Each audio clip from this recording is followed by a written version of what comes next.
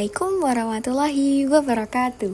Halo semuanya, pada video ini saya Aulia Cipta Iliatunisa dengan NPM 2513053211 akan menjelaskan materi tentang penulisan kata dalam ejaan bahasa Indonesia berdasarkan buku Suryanto tahun 2015.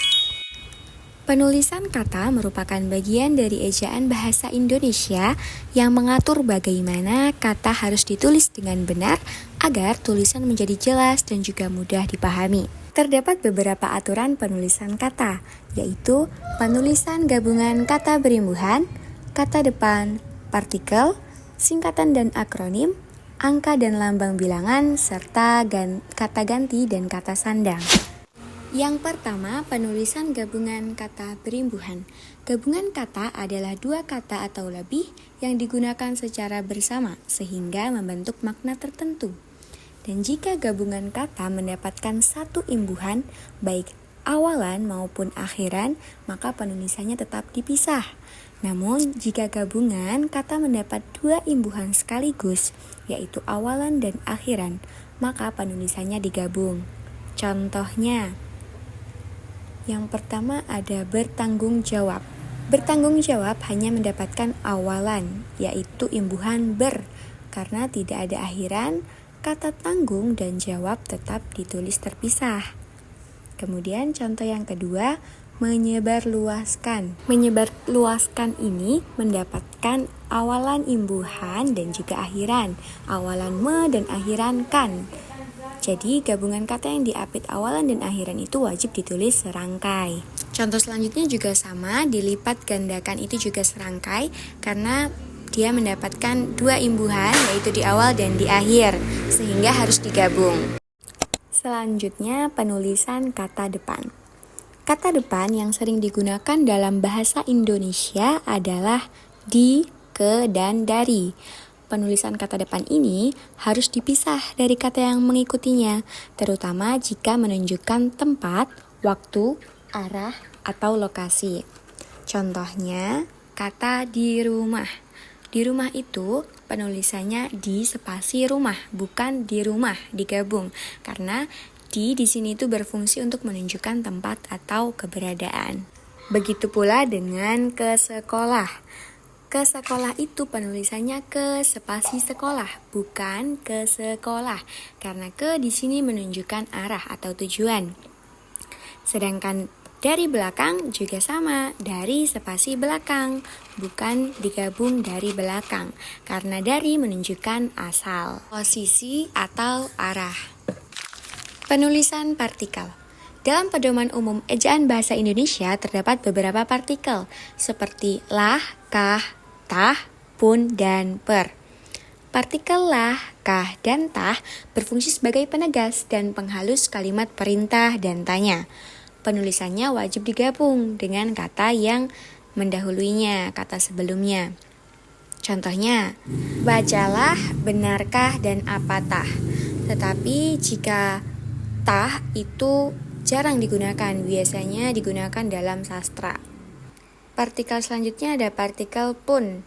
Partikel pun ini biasanya sering kali tertukar, sering ada masalah. Secara umum, pun itu harus ditulis terpisah dari kata sebelumnya. Contohnya seperti apapun, siapapun, dimanapun, dan kapanpun. Kata punnya itu dipisah dengan kata sebelumnya. Di partikel pun ini terdapat pengecualian, yaitu ada 12 kata hubung atau konjungsi yang sudah dianggap padu, sehingga punnya itu ditulis serangkai atau digabung, yaitu adapun, andaipun, bagaimanapun, biarpun, kalaupun, kendatipun, maupun, meskipun, sekalipun, sungguhpun, dan walaupun. Partikel selanjutnya ada partikel per yang digunakan untuk menyatakan pembagian, perbandingan, dan setiap. Partikel per ini ditulis terpisah. Contohnya seperti harga per kilogram 2 kali per hari Rp10.000 per orang. Penulisan singkatan dan akronim. Singkatan dan akronim itu sama-sama merupakan bentuk pendek dari satu kata atau lebih. Perbedaannya terletak pada cara membaca dan penggunaan huruf kapitalnya. Singkatan terdiri atas huruf awal setiap kata dan dilafalkan huruf demi huruf. Contohnya DPR, Dewan Perwakilan Rakyat. Itu adalah huruf awal dari setiap katanya. Sama juga seperti SMA, Sekolah Menengah Atas, dan KTP, Kartu Tanda Penduduk. Semuanya itu ditulis dengan huruf kapital dan tanpa tanda titik di antara atau di akhir hurufnya. Selanjutnya akronim adalah gabungan suku kata dari beberapa kata yang membentuk sebuah kata. Contohnya BAPENAS, Badan Perencanaan Pembangunan Nasional. Ini adalah nama lembaga resmi, maka hurufnya pertamanya itu wajib kapital. B-nya itu kapital, sedangkan huruf sisanya itu ditulis dengan huruf kecil. Penulisannya tidak menggunakan huruf kapital semua karena bukan diambil dari huruf pertama aja, melainkan gabungan dari suku kata BAPENAS, Badan Perencanaan Pembangunan Nasional. Untuk pemilu itu gabungan suku kata untuk istilah umum, bukan nama lembaga tunggal.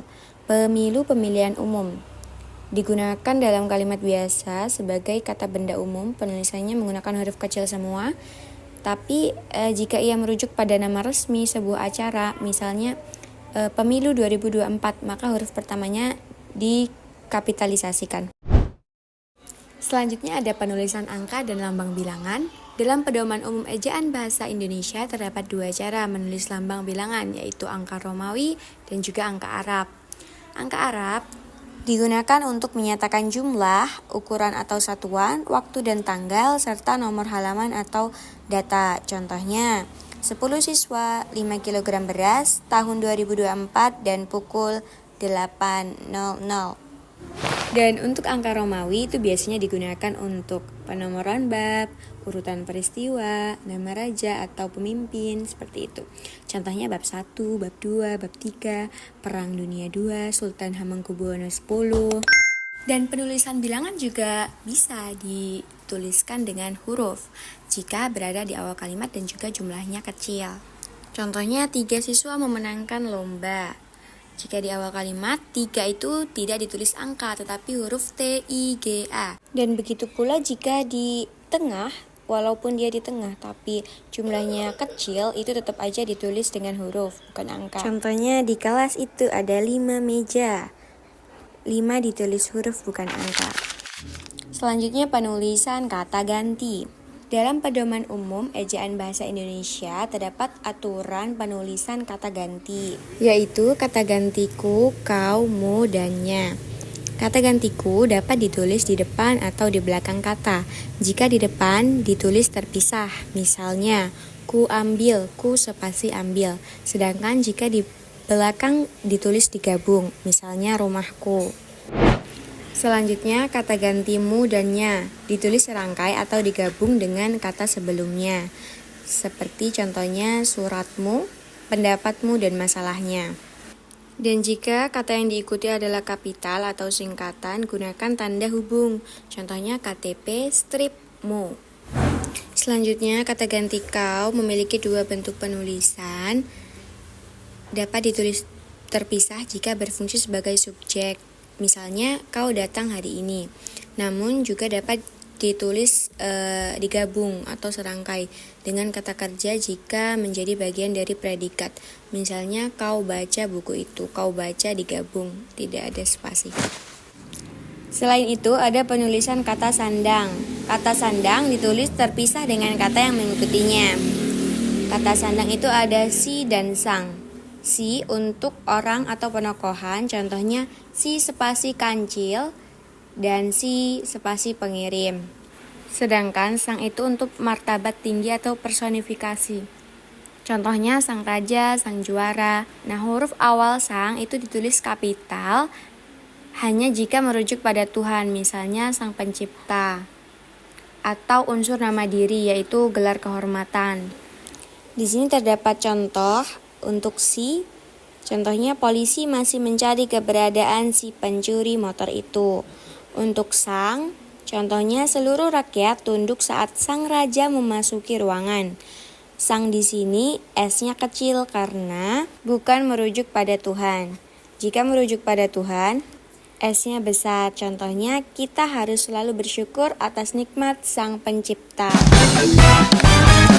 Sekian materi yang dapat saya sampaikan. Terima kasih. Wassalamualaikum warahmatullahi wabarakatuh. Bye-bye.